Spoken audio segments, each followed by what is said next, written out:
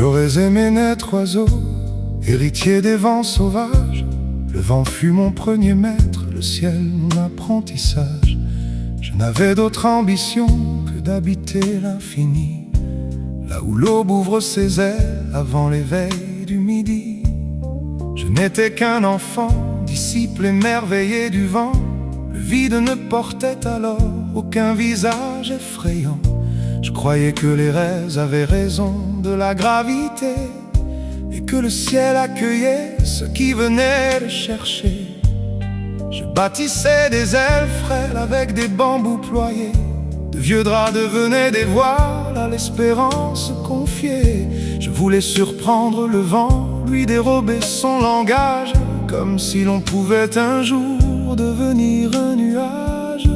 J'aurais aimé naître goéland, seigneur des vents marins, épouser la laine du large jusqu'aux confins du matin, planer des jours sans fin entre l'écume et la lumière, sans connaître d'autre repos que l'horizon et la mer. J'aurais aimé naître oiseau, libre comme un souffle ancien, n'avoir pour unique frontière que celle de l'horizon lointain, sentir le vent battre en mon cœur plutôt qu'au creux d'une voile, et dormir chaque nuit bercé par la lumière des étoiles.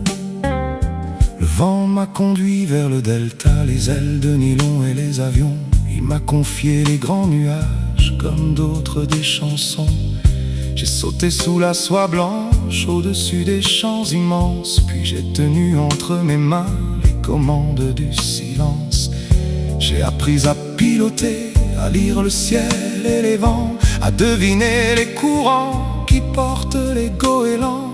J'ai traversé les nuages sans jamais toucher mon rêve. Il me manquait seulement les ailes que Dieu leur prête. J'ai appris tous les métiers qui permettent de quitter la terre. Je n'ai jamais découvert celui qui fait naître des ailes. Le pilote effleure le ciel, l'oiseau devient le vent. Voilà toute la différence qui m'habite depuis toujours.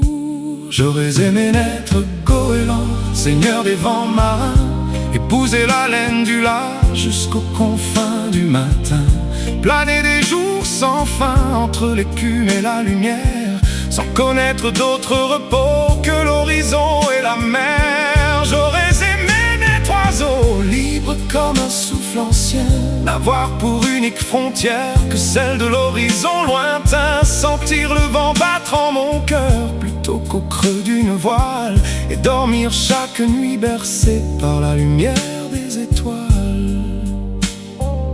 J'ai tant roulé dans la poussière des pistes africaines, là où l'aube verse son or sur l'immensité des plaines.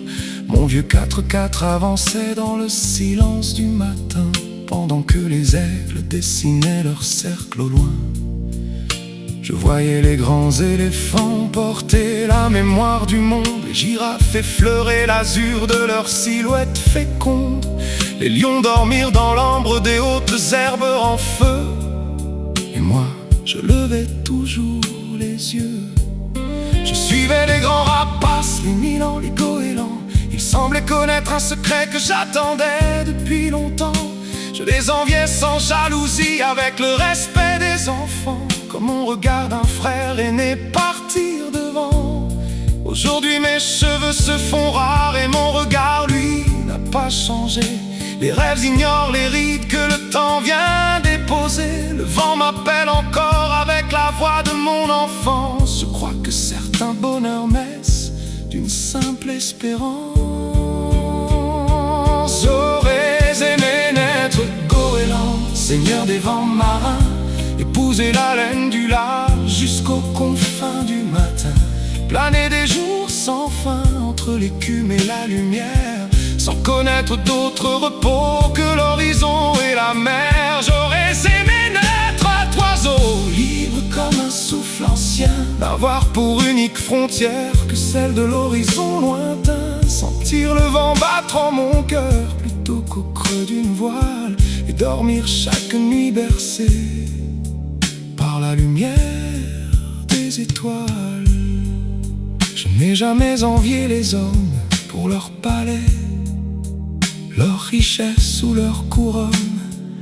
J'ai seulement envié Razo parce qu'il ignore les frontières, parce qu'il tutoie le vent, parce qu'il appartient au ciel, comme la vague appartient à la mer.